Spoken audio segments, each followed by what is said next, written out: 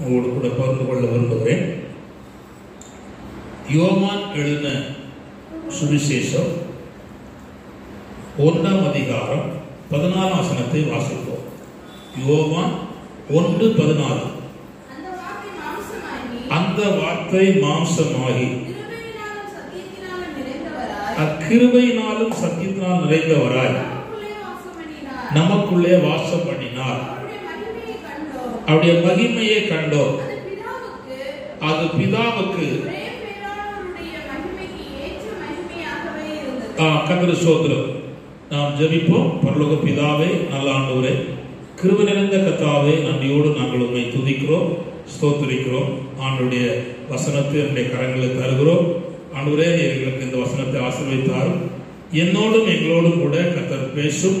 சமீபத்திலும் தூரத்திலும் கேட்கிற கர்த்தருடைய பிள்ளைகளுக்கு இது ஆசீர்வாதமா இருக்க ஆண்டவர் உதவி செய்வீராக. தடைகளை நீக்கி போல் தொடர்ந்தும் நாமத்தை மகிமைப்படுத்தும். இயேசுவின் நாமத்தில் ஜெபிக்கிறோம் நல்ல பிதாவே, ஆமென். கர்த்தர் ஸ்தோத்திரம். அந்த வசனத்தை மீண்டும் வாசிமா. அந்த வார்த்தை மாம்சமாகி கிருபையினாலும் சத்தியத்தினாலும் நிறைந்தவராய் நமக்குள்ளே வாசம் பண்ணினார். அவருடைய மகிமையை கண்டோம். அது பிதாவுக்கு ஒரே பேரானுடைய மகிமைக்கு ஏற்ற மகிமையாகவே இருந்தது போல். கர்த்தருக்கு ஸ்தோத்திரம். இந்த வசனத்தில் ஆண்டவர் இயேசு கிறிஸ்து இன்னைக்கு பிறந்தான் என்று சொல்லி உலகம் முழுவதும் கொண்டாடி கொண்டிருக்கிறார்கள். நாமும் ஆண்டவர் இயேசு பிறந்தார் என்பதை விசுவாசிக்கிறோம், நம்புகிறோம்.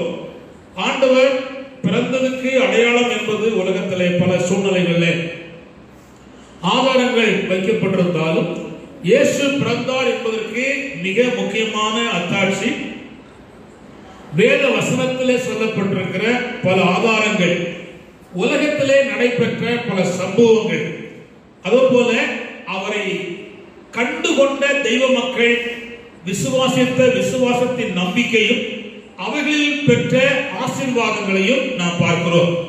நாமும் ஆண்டவராய் இயேசு கிறிஸ்துவை சொந்த இரட்சகராக மீட்பராக அவரை நாம் ஏற்றுக்கொண்டோம். ஏற்றுக்கொண்டதினாலே நம்முடைய வாழ்க்கையில் அவர் நம்முடைய பாவங்களை மன்னித்தார், நம்முடைய அநியாயங்கள் அக்கிரமங்களை நீக்கினார், நம்முடைய இருதயத்திலே தேவ சமானத்தை தந்தார் என்று பார்க்கிறோம். ஆனால் இந்த வசனத்திலே வெளிப்பட்ட 3 சத்தியத்தை அல்லது 3 ஆசீர்வாதத்தை உங்களுக்கு சொல்லிக் கொள்ள விரும்புகிறேன். இயேசு பிறந்ததினால் ஏற்பட்ட 3 ஆசீர்வாதங்கள் கர்த்தர் சொல்கிறார். இந்த வசனத்துக்குள்ளே இருக்கு. அதை சொல்லிட்டு அதுக்கு கவனிங்கள். அந்த அடிப்படையில் இயேசு பிறந்ததினாலே என்ன சாயலில் அவர் வெளிப்பட்டார் என்பதை சொல்லி நல்ல கவனிங்கள். அதுக்கப்புறமாக அவரை நம்புகிற நமக்கு அவரால் என்ன கிடைக்கும் என்பதை சொல்லி, கிடைச்ச நன்மையினால் நாம் என்ன செய்ய வேண்டும் என்பதை சொல்லி என் செய்தி கருத்து வருகிறேன். ஹல்லேலூயா. ஆமா, செய்தி பெரிய செய்தி. அவங்க கொஞ்ச நேரம் தான் சொல்லுவீங்களான்னு கேட்டான். எனக்கு கொஞ்ச நேரம் சொல்ற பழக்கமே கிடையாது. ஹல்லேலூயா. அதுக்கெல்லாம் வேற வாடகை பிரசங்காக நீங்க பார்க்கணும். அதற்கு ஸ்தோத்திரம். நமக்கு அப்படி இல்லை. நம்ம ஆண்டவருடைய கிருபையினாலே ஆண்டவர் நம்மை நடத்துகிற அந்த பகுதியில வருகிறோம். ஆனா கொஞ்சம் ரொம்ப நீட்ட மாட்டேன். ஆனால் சில சத்தியங்களை சொல்லித்தர வேண்டியது மிக முக்கியம். இயேசு பிறந்தார் என்கிற அந்த கிறிஸ்துமஸ் செய்தியிலே 3 சத்தியங்கள் வெளிப்பட்டது. 3 ஆசீர்வாதங்கள். எத்தனை ஆசீர்வாதம் வெளிப்பட்டுச்சு? 3. ஒன்று கிருபை, 2வது சத்தியம், 3வது மகிமை. வாய் திறந்து சொல்லணும். செல்ல பிள்ளைகள் ராசார்கள் வாய் திறக்காம இருப்பான். கவனிங்க. முதல்ல கிருபை சொல்லு. கிருபை சொல்லு. தங்கப்பல் கட்டில சொல்லு சொல்லு. கிருபை சத்தமா சொல்லு. கிருபை, சத்தியம், மகிமை. இந்த இயேசு பிறந்ததினாலே கிருபை வெளிப்பட்டுச்சு, சத்தியம் வெளிப்பட்டுச்சு, மகிமை வெளிப்பட்டது. சார், இப்போ அந்த கிருபை என்கிற பகுதிக்கு நான் சொல்லிக் கொடுக்க. கிருபை என்றால் என்னன்னா, கிருபை என்றால் என்னன்னா, தகுதி இல்லாத அல்லது எதுக்கும் பாத்திரம் இல்லாத ஒருவனுக்கு கொடுக்கப்படுவதுதான் கிருபை. இப்போ ஒரு வேலைக்கு போனா நீ என்ன படிச்சிருக்கான்னு கேட்பாங்க, தகுதி கேட்பாங்க, அல்லது என்ன அனுபவத்தில் இருந்துன்னு கேட்பாங்க. ஆனா இங்க இயேசுவை ஏற்றுக்கொள்வதற்கு ஏதாவது வேணுமா? ஒண்ணு வேண்டாம், ஒண்ணு வேண்டாம். நான் பாவி, அக்கிரமக்காரன், என்ன அநியாயம் பண்ணிருக்கலாம், என்ன துரோகம் பண்ணிருக்கலாம், இயேசுவே என்று வந்தா ஆண்டவர் அவனுக்கு ரட்சிப்பை கிருபையா கொடுக்கிறார். எப்படி கொடுக்கிறார்? கிருபையா கொடுக்கிறார். எந்த பணமோ எந்த விதமான அதாவது காரியமோ சொல்லாம இலவசமாய் கொடுக்கப்படுவது என்னது? கிருபை, கிருபை, கிருபை. அல்லேலூயா. கவனிங்கள், வாசிக்க போற கவனிங்கள். எபேசியர் 2:8 வாசிப்போம். எபேசியர் 2:8 சீக்கிரம். எபேசியர் 2:8 கிருபையினாலே விசுவாசத்தை கொண்டு ரட்சிக்கப்பட்டீர்கள். இது உங்களால் உண்டானதல்ல, இது தேவனுடைய ஈவு. அப்போ கிருபையினாலே விசுவாசத்தை கொண்டு ரட்சிக்கப்பட்டீர்கள், ரட்சிக்கப்பட்டீர்கள். அப்ப இயேசுவை ஒருவன் ஏற்றுக்கொள்ள வேண்டுமானால், அல்ல இயேசுவை அவன் விசுவாசித்து பாவத்தை ரட்சித்து பெற்றுக்கொள்ள வேண்டுமானால், கவனித்துக் கொள்ளுங்கள், ஆண்டவரை கிருபையினாலே விசுவாசத்தை கொண்டு என்ன செய்யப்படுகிறோம்? ரட்சிக்கப்படுகிறோம். ரட்சிக்கப்படுகிறோம் என்றால் என்ன அப்படின்னா, இதுக்கு முன்னால் நாம் செய்த பாவம், அக்கிரமம், தவறு, பிழை, பொல்லாங்கின் செயல்பாடுகள், களவு, பொய், தவறான செயல்கள் அத்தனையும் ஆண்டவர் மன்னித்து அதுக்கு தண்டனை தரணும். ஆனா அது தண்டனை தர மாட்டார். ஏன்னா கிருபையா கொடுக்கிறார். அந்த அனைத்து சாபத்தையும் பாவத்தையும் ஆண்டவர் மாற்றுகிறார். அதான் மிக முக்கியமானது. நான் சொல்லுகிறேன், இந்த வார்த்தையை நீங்க நம்பணும், விசுவாசிக்கணும். உங்க உள்ளத்துல நீ இதுக்கு முன்னால் செய்த பாவத்தினுடைய உறுத்தல் அல்லது அந்த உள் வாங்குகிற அறுப்பு இருந்துட்டே இருக்கும். அது நீங்கணுமானா, இயேசுவே நான் இன்ன நாளில இன்ன இடத்துல இன்ன பாவம் செய்தேன் என்று சொல்லி அவர்கிட்ட மட்டும் சொல்லணும். வேற யாரும் சொல்லலைன்னா ஊர் ஊரா சொல்லிடுவான். அவ்வளவுதான், கொட்டு போட்டு அடிச்சு நம்மள தெருவா இழுத்து விட்டு கொண்டுருவான். அது யார்கிட்டையும் சொல்லாம இயேசுட்ட மட்டும் சொல்லிட்டா, இயேசு என்ன அதை மன்னிக்கிறார், கழுவுகிறார், சுத்திகரிக்கிறார். அதுக்கு கொடுக்கப்படுகிற தண்டனையை நம்மை விட்டு மாற்றுறார். நல்ல கவனிகள், வேதம் சொல்லிக்கப்பட்டிருக்கிறது, பாவத்தின் சம்பளம் மரணம். ஒரு மனுஷன் காலையில மம்முட்டி எடுத்து வேலைக்கு போனா, சாயங்காலம் வேலை செய்தா, அவனுக்கு இந்த நாட்கள் இருக்கிற ஒரு கூலி கொடுப்பாங்க. என்ன, ஒரு 500 ரூபாய் சேர்க்கல கூலி கொடுப்பாங்க. அவன் வேலை செய்வதற்கு கூலி. அது போல நாம் செய்த பாவத்துக்கு கூலி உண்டு. ஆனா இயேசுவை நம்பும் போது, இயேசுவின் அறிக்கை செய்யும் பொழுது, அந்த கூலிய அவர் ஏற்கனவே கல்வாரி சிலுவையிலே இரத்தத்தை சிந்தி அவர் தன்னை ஏற்றுக்கொண்டபடினாலே அந்த தண்டனையிலிருந்து தேவன் என்னையும் உங்களையும் மீட்டுக் கொள்ளுகிறார். அல்லேலூயா. எவ்வளவு அற்புதமான ஆண்டவர், எவ்வளவு அற்புதமான கதை சொல்கிறோம். அப்படியானால் நாம் புரிந்து கொள்ள வேண்டும். அதுதான் ரட்சிப்பு. என்ன சொல்லுங்க, கவனிங்க, ரட்சிப்பு. மல்லிகைப்பூ வாடிப்போம், கனகாமரம் வாடி போயிடும். ஆனா இந்த ரட்சிப்பு வாடவே வாடாது, வாடவே வாடாது. கர்த்தருக்கு கோடி ஸ்தோத்திரம். அப்படியா நாம் புரிந்து கொள்ள வேண்டும். இந்த ரட்சிப்பை பெற்றுக் கொள்வதுதான் நாம் பரலோகம் போவதற்கு வழி. இதை பெற்றுக் கொள்ளாம சர்ச்சில் வந்து உட்கார்ந்து போனதால பிரயோஜனம் கிடையாது, காணிக்கப்பட்டதால பிரயோஜனம் கிடையாது, ஆண்டவருக்காக வாழ்கிறேன் சொல்லிட்டு ஒரு பிரயோஜனம் கிடையாது. ரட்சிக்கப்பட்டாச்சா, அதுதான் பெரிய பாக்கியம். அல்லேலூயா. கவனிங்க, 1 வருஷம் வாசிக்க போறோம். மத்தேயு சுவிசேஷம் 1:21 வாசிமா. மத்தேயு சுவிசேஷம் 1:21. அவன் ஒரு குமாரனை பெறுவார், அவருக்கு இயேசு என்று பெயரிடுவாயாக, ஏனெனில் அவர் ஜனங்களின் பாவங்களை நீக்கி அவர்களை ரட்சிப்பார் என்றார். ஏனெனில் அவர் தம்முடைய ஜனங்களின் பாவங்களை நீக்கி ரட்சிப்பார் என்றார். அப்படியான இயேசு என்றாலே ரட்சகர் என்று அர்த்தம். இந்த ரட்சணியத்தை நானும் நீங்களும் காண வேண்டும். என்ன வேண்டும்? காண வேண்டும். நீங்க இதுவரை காணலனா, நீ விசுவாசித்து கர்த்தரை நம்பும் பொழுது தேவனுடைய உதவி செய்ய வல்லமை உள்ளவர். வேகமா சொல்லுது. லூக்கா 2:32 வாசிப்போம். லூக்கா 2:32 சீக்கிரம்.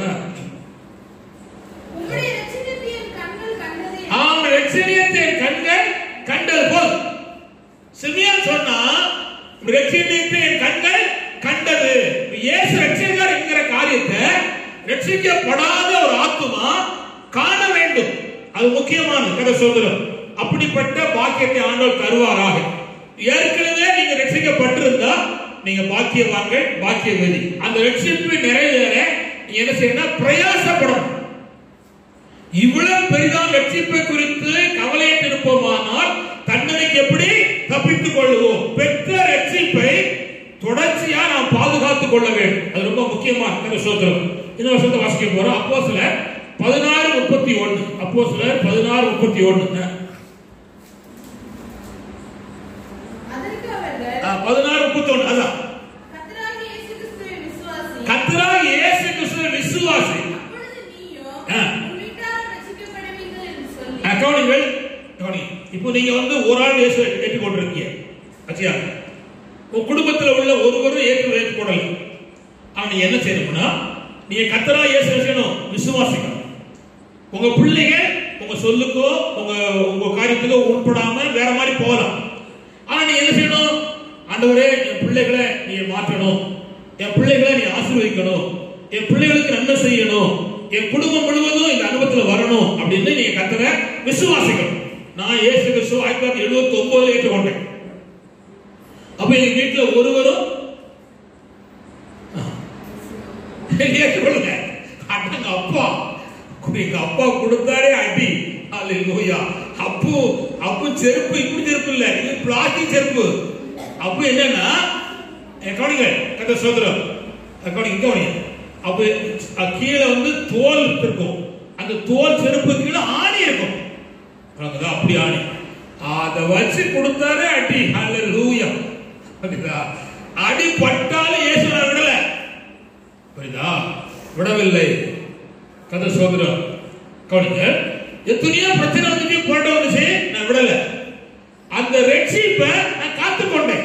ஏன் அப்படின்னா, இவ்வளவு காலம் நானும் கும்பிட்டு இருக்கேன், வச்சிருக்கேன், போயிருக்கேன், வந்திருக்கேன். இவ்வளவு பெரிய சமாதானம் கிடைக்கல, மகிழ்ச்சி கிடைக்கல, பாவத்திலிருந்து விடுதலை கிடைக்கல.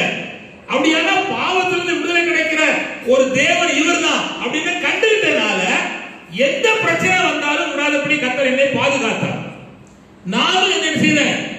பாதுகாத்துக் கொண்டேன். நல்லா கவனிச்சாங்க. நல்லதுன்னு உன்னை கண்டுட்டா அதுக்காக வாழ்ந்து சாவதுதான் பெஸ்ட். மோசம்னு உன்னை கண்டா அதை விட்டு விலகி வருவதுதான் நல்லது. இப்ப கவனிங்க, சில தம்பிமாருக்கு வாழ தெரியல. ஏன் அப்படின்னா, கவனிங்க, ஆண்டவரை பார்க்கல. இயேசுன்னு வாயில கூப்பிடுதான், ஆனா செயல்பாடு தப்பா இருக்கு. காரணம் என்ன? இயேசுவை காணல, அனுபவிக்கல. அதனாலதான் கர்த்தருக்கு ஸ்தோத்திரம். என்னடா நேற்று நல்லா இருந்தானே, நீ வடக்கமாக போறானே அப்படின்னா, அவன் நல்லதா இருந்தான், வடக்கமாக தான் போவான். காரணம் என்ன? இயேசுவை பார்க்கல, இயேசுவை அனுபவிக்கல. அதான் முக்கியமான ஒன்று. புரிஞ்சு கொள்ளுங்க. அப்படியானால் கவனிங்க, இயேசுநாதர் பிறந்த போது இயேசுவை ஒரு துணியில சுத்தி முன்னணியில செய்யாங்க கிடத்தினார். அது துணி பேரு கந்தை துணி. என்ன துணி சொல்லுங்க? ஆமா, நம்ம கிறிஸ்துமஸ் அன்னைக்கு பட்டாம்பிரதமும் ஒய்யார வஸ்திரத்தையும் அணிஞ்சு சர்ச்சைக்கு போறோம். நாமளும் அப்படிலாம் போலப்போம். அது சொல்லதே போயிடலாம். எனக்கு 3-4 வருஷத்துக்கு முன்னால கிடைச்ச சிப்பாவை தான் நான் இன்னைக்கு நேற்று போட்டு போறேன். இன்னைக்கு தான் போட்டிருக்கேன். அதற்கு எங்க அப்பா என் பையன் சொன்னா, புதிய சிப்பா இருக்க போட வேண்டியதானே. அது பிற பார்க்கலாம். இயேசுநாதர் பிறந்த போது நல்ல துணி அவருக்கு கிடைக்கல. அவருக்கு நினைச்ச நிறைய கூட வாங்கி கொடுத்திருப்பாங்க. ஆனா அவர் அப்படி இல்லை. அவர் ஏழ்மையின் கோலம் எடுத்தார். எல்லா ஏழையும் அவர் பக்கம் வரணும்னு தான் அவர் அந்த நிலைக்கு ஏசிட்டாரு வந்தார். கவனிங்க, நம்முடைய நீதி எல்லாம் அழுக்கான கந்தை. அடுத்தது என்னன்னா, அவருக்கு பிறந்த போது அவரை தொட்டில கிடத்துவதற்கு தொட்டில் இல்ல. தொட்டில் இல்லதா? தொட்டில் இல்ல. இயேசுநாதர் பிறந்த போது அவருக்கு தொட்டிலே இல்ல, அவரை கிடத்துவதற்கு ஒரு நல்ல வீடும் இல்லை. முன்னணையில கிடத்தினால் சொல்லப்பட்டிருக்கிறது. அப்படின்னா என்ன அர்த்தம் தெரியுமா? மாட்டுக்கோ கழுதைக்கோ அத சாப்பாடு வைக்கிற இடம் தான். அது என்ன இடம்? முன்னணை. அதுல இயேசுநாதரை கடத்தினார்கள். அது ஏன் ஆண்டவர் செய்தார்னா, இந்த அந்த சராசரங்களை உருவாக்கினவர் அவர் ஏன் அந்த இடத்துக்கு வந்தார்னா, இந்த உலகத்தில் பிறந்த ஒரு கஷ்டப்பட்டவன், ஒரு வஸ்திரமே இல்லாதவன், அவரை வெறுக்கக்கூடாது. பார், எல்லா உடைய நானே ஒன்ன பலதான் செஞ்சிருக்கேன், பிறந்திருக்கிறேன் என்பதை அறிவுறுத்தான், அடையாளப்படுத்தான். அந்த மாட்டு தொழுவுல என்ன செய்தார்? முன்னணையில அவர் கடத்தப்பட்டிருந்தார். ஹல்லேலூயா. நீங்க புரிஞ்சுக்கிட்டீங்களா? நம்ம பிள்ளைய கூட அப்படி கடத்த மாட்டோம். கடத்துவோமா? அது ஆம்பளை பிள்ளை விடுவோமா? ஐயா, கிடத்த இடம் காட்டாலும் பரவாயில்ல, மடியிலே வச்சுக்கிட்டு துள்ளிடுவோம், ஆண்டவரே தோத்திரப்பா அப்படின்னு சொல்லி. ஆனா அவருக்கு அப்படிப்பட்ட இடம் இல்லை. தம்பி, ஒன்ன நேசித்து தான் அவர் அந்த நிலைமைக்கு வந்தார். அல்லேலூயா. அப்ப நான் சொல்லிட்ட கவனித்துக் கொள்ளுங்கள். இந்த நிலையில கவனிங்கள், அதுல என்ன இருந்திருக்கும்? வைக்கல் இருந்திருக்கும். என்ன இருக்கும் அப்படின்னா என்ன அர்த்தம்? ஒண்ணுக்கு உதவாத இது வைக்கல். கர்த்தருக்கு கோடி ஸ்தோத்திரம். ஆனால் ஆண்டவராகிய தேவன் அதுக்கு ஆண்டவர் விட்டார். இப்ப அடுத்து நல்ல கவனித்துக் கொள்ளுங்கள். இரண்டாவது வெளிப்பட்டது என்னன்னா சத்தியம். என்னது? சத்தியம். சத்தியம் எதுக்குன்னா, சத்தியத்தை அறிவீர்கள். கவனிங்க, எங்க கவனிங்க. சத்தியம் செய்யும், விடுதலை ஆகும். அல்லேலூயா. சத்தியமுள்ள தேவனாகிய ஆண்டவர் சத்தியத்தை வெளிப்படுத்தும்படியாக ஆண்டவர் பிறந்தார் என்பதை நாம் பார்க்கிறோம். அவர் சத்தியம் உள்ளவர் சொல்லியிருக்கிறார். நானே வழியும் சத்தியமும் ஜீவனுமா இருக்கேன்னு சொல்லியிருக்கிறார். அப்படியானால் இயேசு பிறந்த போது இரண்டாவது வெளிப்பட்டது என்னது? சத்தியம். அல்லேலூயா. கவனிங்கள், இந்த சத்தியம் இல்லாம நித்தியம் இல்லை. நல்ல கவனிச்சாங்க. இந்த சத்தியம் இல்லாம நித்தியம் இல்லை. கவனிங்கள், நீங்க புரிந்து கொள்ளுங்கள். இந்த அதாவது சத்தியத்தை கைகொண்டு வருகிற உத்தம ஜாதி உள்ளே பிரவேசிக்கும்படி கதவை என்ன செய்யுங்கள்? திறவுங்கள். இப்போ கையில கவனிங்க, சத்தியம் இருக்கணும். என்ன இருக்கணும்? சத்தியம். சத்தியம் என்பது யாரு? இயேசு கிறிஸ்து தான். அவருடைய உபதேசம், அவருடைய வசனம் விளங்குதா? இதை நம்முடைய வாழ்க்கையில் என்ன செய்யணும்? கடைபிடிக்கணும், கைகொள்ளணும். விளங்குதா? 7 மணிக்கு ஆராதனை, 6 மணிக்கு ஆராதனை, சத்தியம். ஆனா வருவது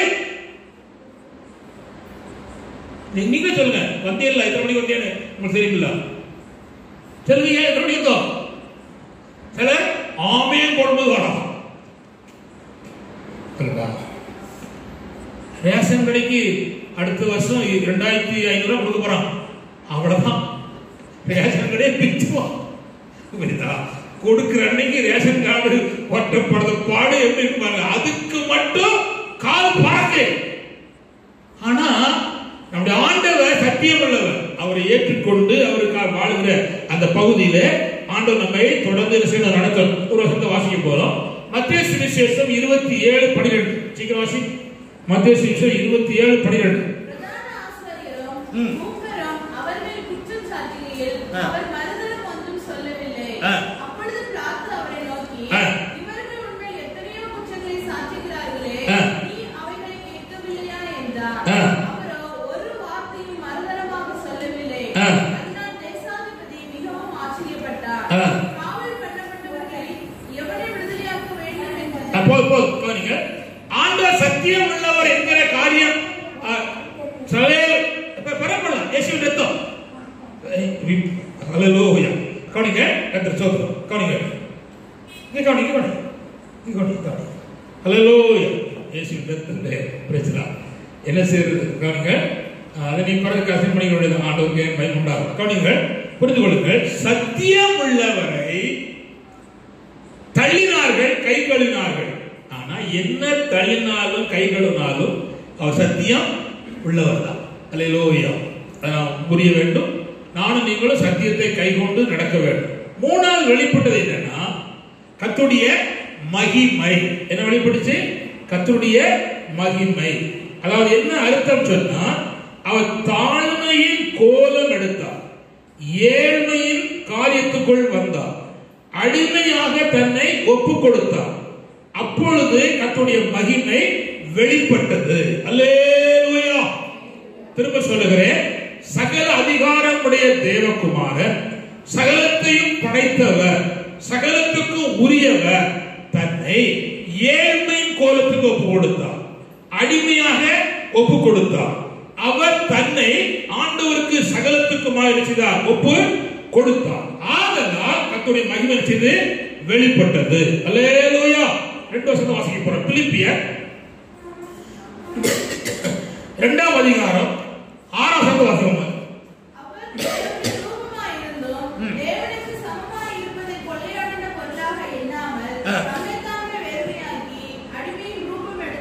அடிமை ரூபம் எடுத்து வாசி. அவர் மனுஷ ரூபமாய் காணப்பட்டு மரண பரியந்தம், அதாவது சிலுவையின் மரண பரியந்தம் கீழ்ப்படிந்தவராகி தம்மை தாமே தாழ்த்தினார். ஆதலால் தேவன் எல்லாவற்றிற்கும் மேலாக அவரை உயர்த்தி இப்பதான் மகிமை வெளிப்படுது. உயர்த்தி இயேசுவின் நாமத்தில் வானோர் பூதலத்தோர் பிதாவாகிய தேவனுக்கு மகிமையாக இயேசு கிறிஸ்து கர்த்தர் என்று நாவுகள் யாவும் அறிக்கை பண்ணும்படிக்கும் எல்லா நாமத்திற்கும் மேலான நாமத்தை அவருக்கு தந்தருளினார். அல்லேலூயா. கவனிங்கள், இப்பொழுது சொல்ல கவனிங்கள். இப்பொழுது நான் சொல்லப்பட்டிருக்கிறது பிலிப்பியர் 2:7 வாசி திரும்ப. தம்மை தாமே வெறுமையாக்கி, தம்மை கிறிஸ்து தம்மை தாமே வெறுமையாக்கி அடிமையின் ரூபம் எடுத்து, என்ன ரூபம் எடுத்த? ரூபம் எடுத்து என்ன சாயலானா? சத்தமா சொல்லுங்க, சத்தமா சொல்லுங்க. தேவகுமாரன் என்ன சாயலானா? மனுஷ சாயலானா. இப்ப சொல்ல போற இதுல 3 சாயல் இருக்கு. அவர் அடிமையின் ரூபம் எடுத்து மனுஷ சாயலானா. ஃபர்ஸ்ட் சாயல் என்னன்னா அன்பின் சாயல். என்ன சாயல் சொல்லுங்க? ஒரு கிறிஸ்தவன் எப்படி இருக்கணுமானா அன்பா இருக்கணும். அதான் சேட்டை பண்ணா கம்பெடுத்து கொடுக்கணும், அதுதான். ஆனா ஒரு பகுதி சொல்லுகிற பகுதியில ஆண்டவர் மனுஷ சாயல் ஆனார் என்பதற்கு அடையாளம் என்னன்னா அன்பின் சாயல் ஆனார். அன்பற்ற உலகத்தில், அன்பற்ற இருதயத்தில் செல்ல கிழமை அன்பற்ற உலகத்தில், அன்பற்ற இருதயத்தில், அன்பற்ற குடும்பங்களில் தேவன் அன்பை வெளிப்படுத்தும்படி அன்பின் சாயலானார். வாசிக்க போறோம். யோவான் 3:16 வாசிப்போம். யோவான் 3:16. தேவன் தன் ஒரே பேரான குமாரனை விசுவாசிக்கிற எவனோ அவன் கெட்டு போகாமல் நித்திய ஜீவனை அடையும்படிக்கு அவரை தந்தருளி. ஆண்டவர் இந்த உலகத்திலே இயேசுநாதர் பிறந்தார் என்பதற்கு நான் சொல்லுகிற பகுதி என்னன்னா, இந்த உலகத்தில் இருக்கிற மக்கள் மேல் பிதாவாகிய தேவன் அன்பு கூர்ந்தார். அதனாலதான் அவர் மனுஷ சாயலானார். எதுக்கு? அன்பின் சாயலை வெளிப்படுத்த. அல்லேலூயா. கிறிஸ்துமஸை கொண்டாடுகிற அனைத்து தெய்வ மக்களும் அறிந்து கொள்ள வேண்டிய காரணம் என்னவென்றால், தேவகுமாரன் மனுஷ சாயலானார். எதுக்காக? பிதாவின் அன்பை இந்த பூமியிலே வெளிப்படுத்தும்படி அவர் அன்பின் சாயலானார். அல்லேலூயா. நான் ஆராதிக்கிற ஒரே தேவன் கர்த்தராகிய இயேசு கிறிஸ்து மட்டுமே இந்த உலகத்தில் அன்புள்ளவர். அன்புள்ளவர். கர்த்தர் ஸ்தோத்திரம். மற்ற அதை நான் ஒன்றும் சொல்லவில்லை. ஏன்னா எப்பேற்பட்ட பாவியையும் இவர் நேசிக்கிறவர். அல்லேலூயா. எப்பேற்பட்ட அக்கிரமக்காரனையும் இவர் நேசிக்கிறவர். எப்பேற்பட்ட கொலைகாரனையும் இவர் நேசிக்கிறவர். எப்பேற்பட்ட களவு செய்கிறவரையும் இந்த இயேசு கிறிஸ்து நேசிக்கிறவர். இவரை வேண்டாம் என்று போகிறவனையும் இவர் நேசிக்கிற கர்த்தரா இருக்கிறார். இவருக்கு விரோதமாக எழுப்பின அத்தனை ஜனத்தையும் சமுதாயத்தையும் இயேசு கிறிஸ்து நேசிக்கிறவரா இருக்கிறார். அல்லேலூயா. கர்த்தர் ஸ்தோத்திரம். எனக்கு இந்த ஊர்ல ஒரு கூட்டம் நடந்துச்சு. கர்த்தர் ஸ்தோத்திரம். கூட்டம் நடத்த விடாம நம்ம ஆட்கள் கொஞ்சம் வேலை நடத்தினாங்க. கர்த்தர் ஸ்தோத்திரம். அது எங்க நடந்துச்சுன்னா, இப்பொழுது சந்தன மரியா வீடு கட்டிருக்கிற அந்த வீட்லயாக்கும் அதுல சும்மா கடந்துச்சு அந்த இடம். கர்த்தர் ஸ்தோத்திரம். அதுல நடந்துச்சு. ஆனா இந்த ஊருக்காரங்க நடத்தோடான பிரச்சனை பண்ணி பண்ணிட்டாங்க. ஆனா அத்தனையிலையும் அந்த ஜனங்களை ஆண்டவர் நேசித்தார தவிர சிக்ஷிக்கல. அல்லேலூயா, அல்லேலூயா. தவறு செய்தாங்க, தண்டனை கொடுக்கல.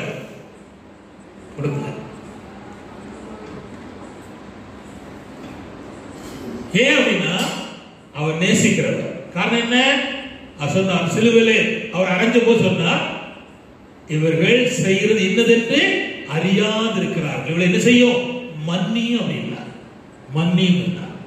அது காரணம் என்ன? பிதா அன்புள்ளவர். கர்த்தர் இயேசு கிறிஸ்து அன்பின் சாயலில் வெளிப்பட்டிருக்கிறார். அந்த அன்பை வெளிப்படுத்துகிறார். இரண்டு வசனத்தை வேகம் வாசிக்க போறோம். வாசிப்போம். கர்த்தர் சொல்றார். 1 யோவான் 4:8 வாசிப்போம். 1 யோவான் 4:8. நீ என்ன துரோகம் பண்ணினாலும் நான் வாசிக்கிறேன். அன்பு இல்லாதவன் தேவனை அறியான். தேவன் எப்படி இருக்காரு? அன்பா இருக்கிறார். தேவன் எப்படி இருக்காரு? அன்பா இருக்கிறார். ரோமர் 5:5 வாசிப்போம்.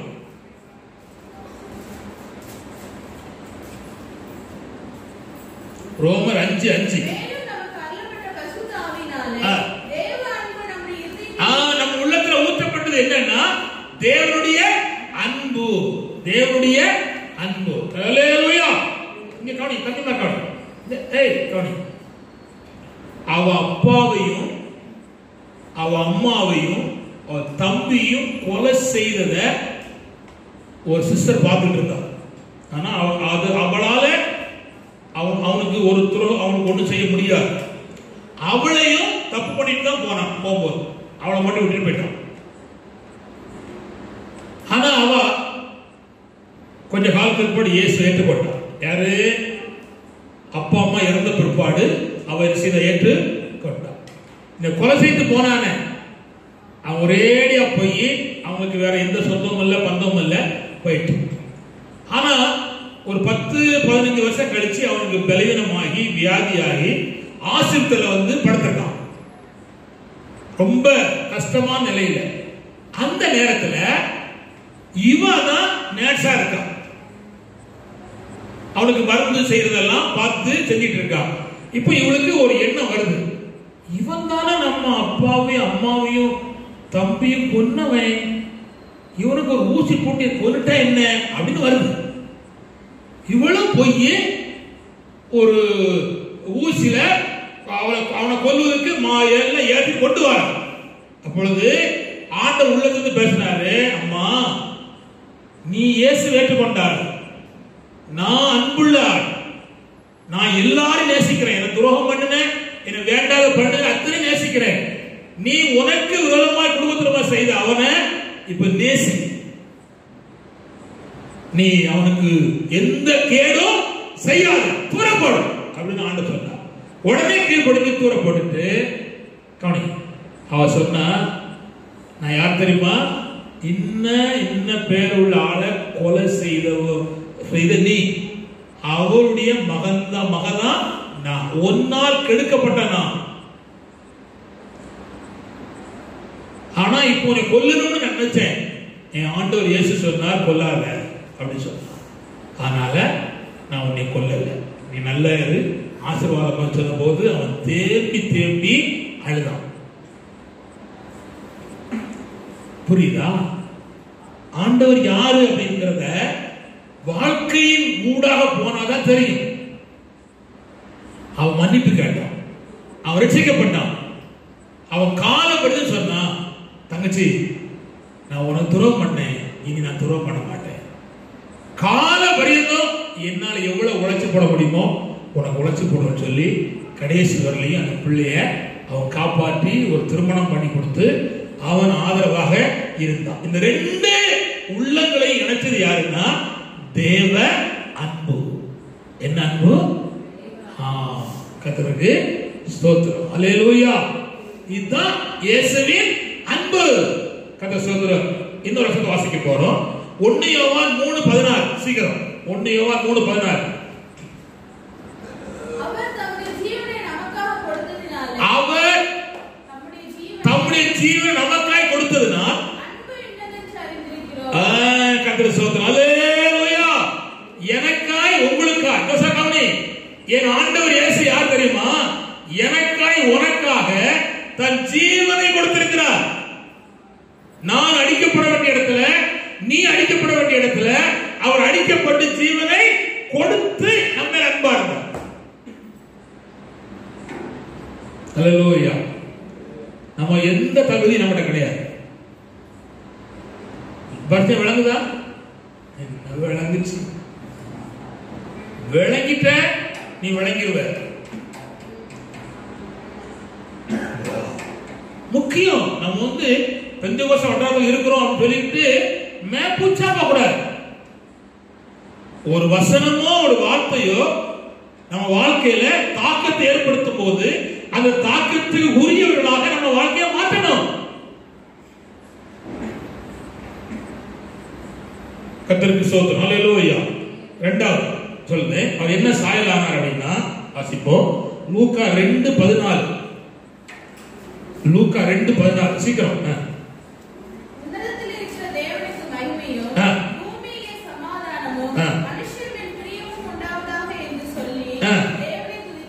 அப்படின்னா அமைதியின் சாயலானார். என்ன சாயலானார் சொல்லுங்க? அமைதியின் சாயலானார். அவர் தேவகுமாரனா இருந்தும் மனுஷ சாயலானார். ஃபர்ஸ்ட்ல அன்பின் சாயல், இரண்டாவது சாயல் அமைதியின் சாயல். கிறிஸ்து யாருன்னா எடரா போடான்னு சொல்லிக்க மாட்டார். எப்படி சாயல்? அமைதியின் சாயல். ஒரு கண்ணத்துல அடிச்சா சொல்லுங்க, மறு கண்ணத்தை திருப்பி கொடுக்கணும்.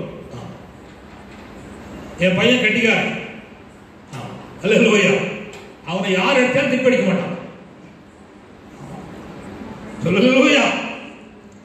இந்த லட்சியப்படல அதுக்காக. ஆனா ஒரு நல்ல குணம் இருக்கு. கர்த்தருக்கு கோடி ஸ்தோத்திரம். நான் எனக்கு தெரிஞ்ச ஒரு தேவ மனுஷன் நாங்கள் பஸ் ஸ்டாண்ட்ல இயேசு பற்றி சொல்லிட்டு இருந்தார். நல்ல மனுஷன், நல்ல அன்புள்ளவர், நல்ல பரிசுத்தம் உள்ளவர் சொல்லிட்டு இருந்தாங்க. திடீர்னு ஒரு பையன் ஓடி வந்து அவரை செவுட்ல அடிச்சிட்டான். அப்படின்னா ஐயோ அப்படி இருக்கும். எனக்கே பயங்கரமா மனசுல ஐயோ இந்த பரிசுத்தவர் அடிச்சிட்டானே சொல்லி வேதனை எனக்கு உண்டாச்சு. அப்ப அவர் சொன்னாரு, தம்பி கர்த்தர் உன்னை ஆசீர்வதிப்பார், உனக்கு எந்த தீங்கும் வராது, பயப்படாத, நீ அறியாம செஞ்சிட்ட அப்படின்னு அவர் சொன்னார். அது இருந்த பெரிய பெரிய ஆட்கள் எல்லாம் அவனை பிடிச்சிட்டாங்க, பிடிச்சி அடிக்க போறாங்க. அவர் சொன்னாரு, அடிக்காதங்க, பாவம், அவனுக்கு தெரியல.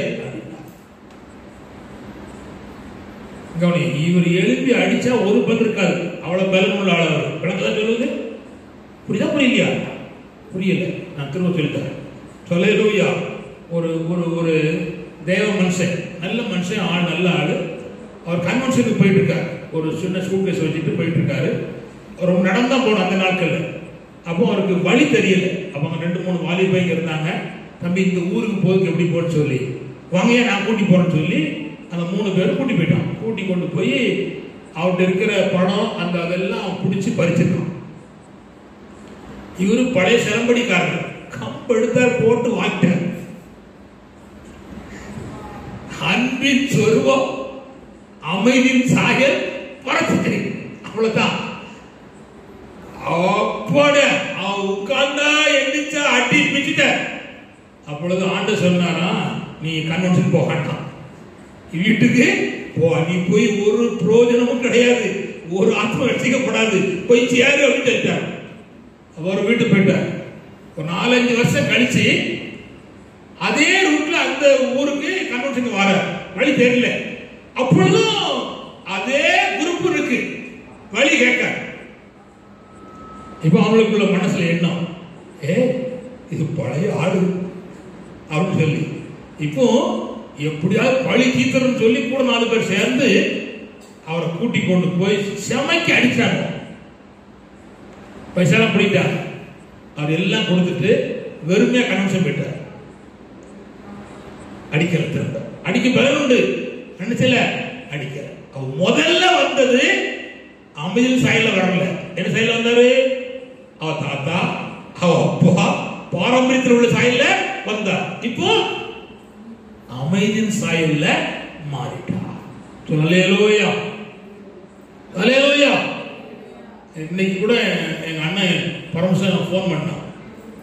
பண்ணிட்டு சொன்னா கிறிஸ்துமஸ் வாழ்த்துக்கள் அப்படின்னா. ரைட், ரொம்ப நன்றி அப்படின்னு. அவன் ஞாபகம் இருக்கா? நான் அப்பாவை ஒரு அடி அடிச்சேன். எங்க அப்பா ஒரு அடி அடிச்சிட்டான்.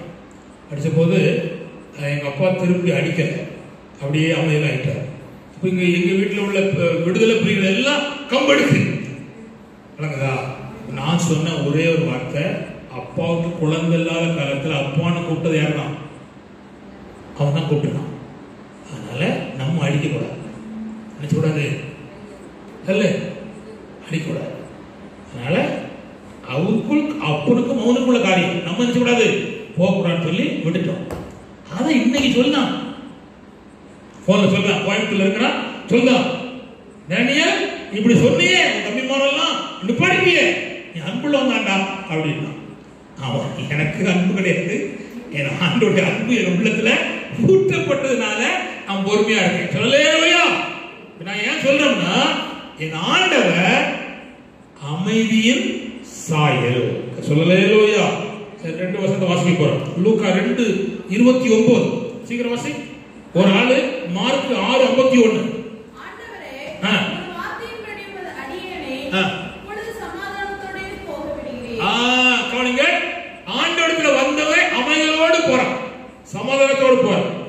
மார்க் 6:51. அவர்கள் இருந்த படகில் ஏறினார். அப்பொழுது காற்று வந்தது. இதனால் அவர்கள் தங்களுக்குள்ளே மிகவும் பிரமித்து ஆச்சரியப்பட்டார்கள். கவனிங்கள், அமைதல் படுத்தினார். கொந்தளித்த கடலையும் இறைந்த காற்றை செய்தார், அமைதல் படுத்தினார். ஒரு நூலை வாசிக்க போறோம். கவனிங்கள், மத்தேயு 6:23-24 சீக்கிரம். மத்தேயு 6:23-24. மத்தேயு 9:23-24 சீக்கிரம். இயேசுவானவர் தலைவனுடைய வீட்டிலே வந்து தாரை ஊதுகிறவர்களையும் இறைக்கிற ஜனங்களையும் கண்டு, "பாருங்கள், இந்த சிறு பெண் மரிக்கவில்லை, நித்திரையாக இருக்கிறாள்" என்றார். அதற்காக அவரை பார்த்து நகைத்தார்கள். ஜனங்கள் வெளியே துரத்தப்பட்ட பின்பு அவர் உள்ளே பிரவேசித்து அந்த சிறு பெண்ணின் கையை பிடித்தார். உடனே அவள் எழுந்திருந்தாள். அப்போ அந்த குடும்பத்துல பயங்கர கண்ணீர், பிரச்சனை, வேதனை, தவிப்பு. ஆண்டவர் அமைதல் சாயல்னால அந்த வீட்டில் உள்ள கொந்தளிப்பை காரியம் செய்ய அமைதல் படுத்தினார். அல்லேலூயா. ஃபர்ஸ்ட் அன்பின் சாயல், இரண்டாவது என்னது சொல்லுங்க? அமைதல் சாயல் உங்க வாழ்க்கையில் வெளிப்படணும். அடுத்தது கவனிங்க, பிலிப்பியர் 2:7 திரும்ப வாசிக்கணும்.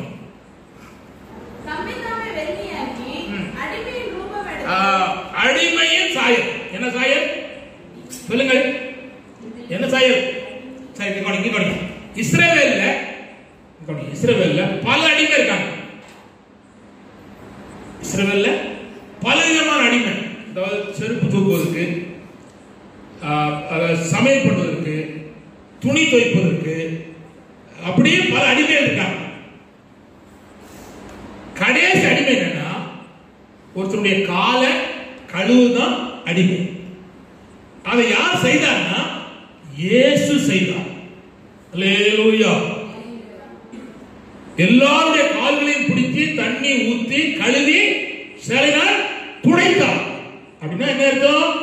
நான் தேவகுமாரன் தான், மனுஷ சாயல் ஆனதுனால நான் அடிமையின் சாயல் செஞ்சிருக்கேன், எடுத்திருக்கேன் என்பதை நிறைவேற்றினார். அல்லேலூயா.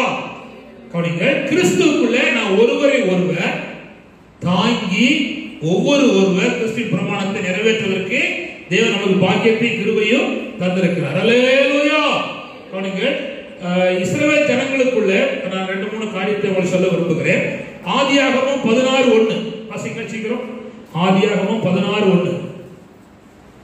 ஹல்லேலூயா. இயேசு பெத்தம். ஆபிரகாமுடைய மனைவியாகிய சாராளுக்கு பிள்ளை இல்லாதிருந்தது. எகிப்து தேசத்தாராகிய ஆகார் என்னும் பெயர் கொண்ட ஒரு அடிமை பெண். ஆகார் அடிமை பெண். அடிமை பெண். சரி. யாத்திராகமம் 6:5 சீக்கிரம். யாத்திராகமம் 6:5. எகிப்தியர் அடிமை கொள்கிற இஸ்ரவேல் புத்திரரின் கொடுங்க. இஸ்ரவேல் புத்திரர்கள் அடிமையா இருந்தாங்க. 1 ராஜாக்கள் 9:21. சீக்கிரம் வாசி. 1 ராஜாக்கள் 9:21. ஹல்லேலூயா. அவர்களுக்கு பிறகு தேசத்தில் மீதி இருந்த சகல ஜனங்களுடைய பிள்ளைகளையும் சாலமோன் இந்நாள் வரைக்கும் நடத்துகிறது போல அவஞ்சி வேலை செய்ய அடிமைப்படுத்திக் கொண்டான். கொடுங்க. அவனுக்கு வேலை செய்ய அடிமைப்படுத்திக் கொண்டான். எஸ்தர் 7:4 சீக்கிரம். எங்களை அழித்து கொன்று நிர்மூலமாக்கும்படி நானும் என் ஜனங்கள் விற்கப்பட்டோம். அடிமைகளாகவும் என்ன கொடுங்க சொல்ல எஸ்தர் சொல்ல என்னன்னா அடிமைகள் ஆனோ. ஆனா இந்த அடிமை ஆனவர்களை கொடுங்க அடிமையின் சாயலான வெளிப்பட்ட இயேசு ஆண்டவர் விடுதலையாக்கினார். அல்லேலூயா. என்னென்ன அடிமைக்குள் இருக்கிற உன் நிலைமை இருந்தாலும் அடிமையின் சாயலை பெற்ற கர்த்தராகிய இயேசு கிறிஸ்து அடிமையின் சாயலை தேவன் விடுதலையாக்கினார். யோவான் 8:34 சீக்கிரம் வாசிமா. அது சொல்றேன். யோவான் 8:34. பாவம் செய்கிறவன் எவனும்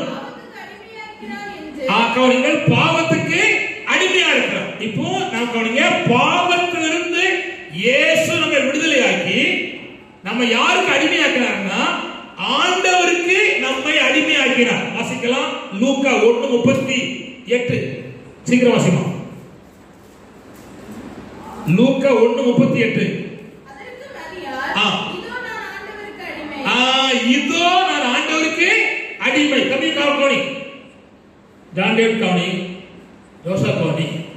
நீ என்னைக்கு மனப்பூர்வமா ஒரு ஆவி ஆத்மா சரீரத்தை ஆண்டவருக்கு அடிமையா நீ ஒப்பு கொடுக்கிறையோ, நான் வெளிப்படையாக கிடையாது, ஒப்பு கொடுக்கிறையோ அன்னைக்குதான் கர்த்தர் உனக்காக அற்புதம் செய்வார். அல்லேலூயா. இவ்வார்த்தையை சமீபத்திலே தூரத்திலே கேட்கிற அருமையான சகோதரனே சகோதரியே, அருமையான கர்த்தருடைய பிள்ளைகளே, உங்களுடைய சரீரத்தை கர்த்தருக்காக அடிமையா ஒப்பு கொடுத்தால் ஆண்டவர் செய்ய முடியாததை செய்யக்கூடாததை இவ்வுலகத்திலே அவர் மரியாளுக்கு செய்தாரே அது போல அற்புதத்தை உங்களுக்கு செய்வதற்கு தேவனாய் கர்த்தர் இன்றைக்கு கர்த்தர் வல்லமுள்ள தேவனா இருக்கிறார். அல்லேலூயா. அடிமையின் சாயலானவர் அடிமையா இருக்கிற பலரை கர்த்தர் விடுதலையாக்கி அவளுக்கு அற்புதங்களை செய்கிறார். இவ்வார்த்தை கேட்கிற உங்களுக்கு கர்த்தர் அற்புதம் செய்யணுமா? நீங்கள் அவருக்கு என்ன செய்யணும்? அடிமையா என்ன செய்யணும்? அடிமையா. கர்த்தர் சொல்றார். நான் 3 சாயல் சொல்லிட்டேன். ஒன்னு அன்பின் சாயல், அப்புறம் அமைதியின் சாயல், அப்புறம் அடிமையின் சாயல். இப்ப கவனிங்க. இத பெற்றிருக்கிற நாம் இந்த செய்தியை அறிந்து கொள்ள வேண்டிய நற்செய்தி. என்ன செய்தி? அறிந்து கொள்ள வேண்டிய நற்செய்தி. அடுத்தது கவனிங்க. இதை அனுபவிக்க வேண்டிய நற்செய்தி. என்ன செய்தி? அனுபவிக்க வேண்டிய நற்செய்தி. அனுபவிச்சாச்சு. அதுக்கப்புறம் அதான் சொல்லணும். கரெக்ட் சொல்லிடணும். ஊழியம் கடு ஊழியமா நடக்குது. அவனுக்கு மற்றவர்களுக்கு அறிவிக்க வேண்டிய நற்செய்தி. சொல்லலோயா கர்த்தர் சொல்கிறோம். இது போக நான் ஒரு சிம்பிளா அவரை விசுவாசிக்கிற கர்த்தருடைய பிள்ளைகளுக்கு ஆண்டவர் செய்கிற 4 காரியத்தை நான் வேகமா சொல்லி வருகிறேன். இந்த கிறிஸ்துமஸ் பிறந்த நாளில் ஆண்டவரை நீங்க விசுவாசிக்கணும், நம்பணும். விசுவாசிக்கிற நம்புகிற கர்த்தருடைய பிள்ளைகளுக்கு தேவன் செய்வது என்னவென்றால் நம்புகிற உங்களை விடுவிப்பார். அல்லேலூயா. வாசிப்போம். சங்கீதம் 22:4 சீக்கிரம். அல்லேலூயா. சங்கீதம் 22:4. எங்கள் பிதாக்கள் உம்மிடத்தில் நம்பிக்கை வைத்தார்கள். நம்பின அவர்களை விடுவித்து என்னென்ன காரியத்தில் விடுதலை இல்லையோ அதுல கர்த்தரை நம்புங்க. என்னென்ன காரியத்தில் விடுதலை இல்லையோ அதுல கர்த்தரை கர்த்தர் செய்வார், விடுவிப்பார். இரண்டாவது, இவரை நம்பினால் உங்களுக்கு சகாயரா இருப்பார், சமயத்துக்கு ஏற்ற சகாயரா இருப்பார். வாசிக்க போல சங்கீதம் 28:7. நிறைய நான் சொல்லலாம், ஆனா அவங்க புரிந்து கொள்ள சொல்ல. சங்கீதம் 28:7.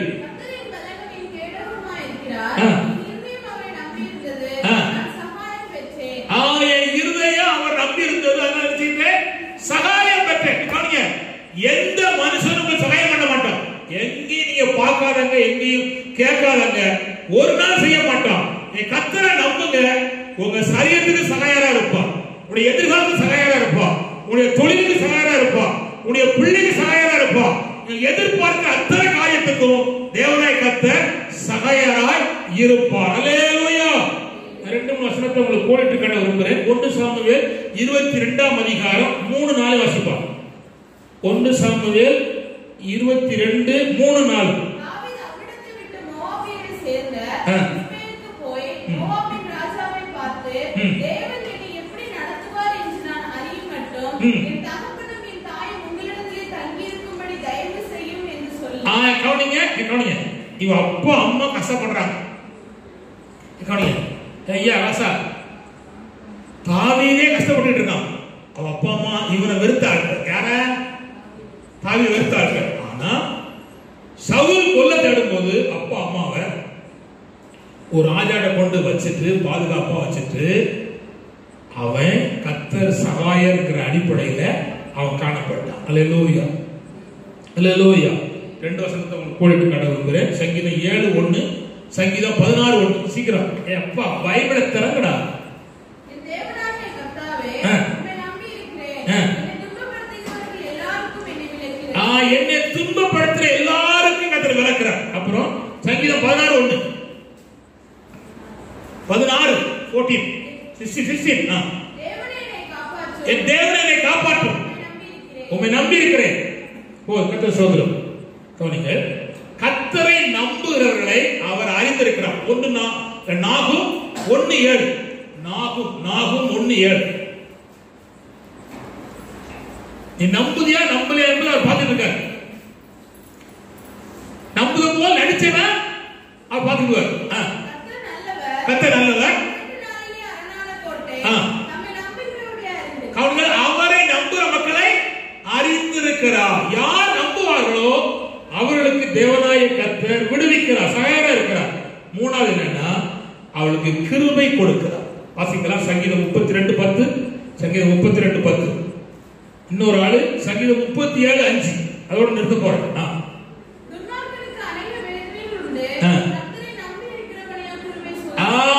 கர்த்தர் நம்பருக்கு எதற்கும் கிருபை சூழ்ந்து கொள்ளும். அப்போ ஆண்டவர் 3வது கர்த்தர் நம்பருக்கு என்ன கிடைக்கும்? கிருபை சூழ்ந்து கொள்ளும். அப்புறம் கவனிங்கள் 37 சங்கீதம் 5 வசனம்.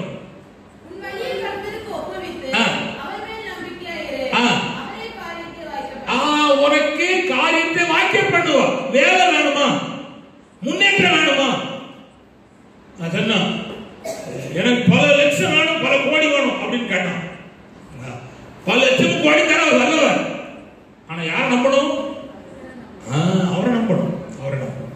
அவரை நம்பினா நீ நினைப்பதை காட்டிலும் யோசிப்பதை காட்டிலும் திட்டத்தை காட்டிலும் அவர் காரியத்தை வாக்கிய பண்ணுவா. அல்லேலூயா, அல்லேலூயா. ஜெபம் பண்ண போறோம். கர்த்தர் ஸ்தோத்திரம். கவனிங்க, இயேசு பிறந்தனால கிருபை வெளிப்பட்டுச்சு. இயேசு பிறந்தனால சத்தியம் வெளிப்பட்டுச்சு. இயேசு பிறந்தனால மகிமை வெளிப்பட்டுச்சு. கவனிங்கள், அடுத்தது அந்த தேவன் மனுஷ சாயலானார், அன்பின் சாயலானார், அமைதியின் சாயலானார், அப்புறம் அழிவின் சாயலானார். கவனிங்கள், இத அறிந்த செய்தி, அனுபவித்த செய்தி, அடுத்தது அறிவிக்க வேண்டிய செய்தி.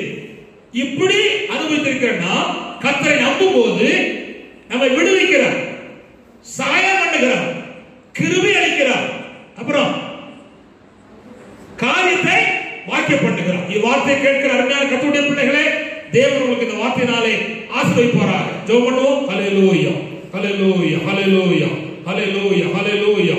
தேவனே, ஸ்தோத்திரப்பா, ஸ்தோத்திரப்பா, ஸ்தோத்திரப்பா, ஸ்தோத்திர ஆண்டவரே, ஸ்தோத்திரிக்கிறோம், ஸ்தோத்திரிக்கிறோம்.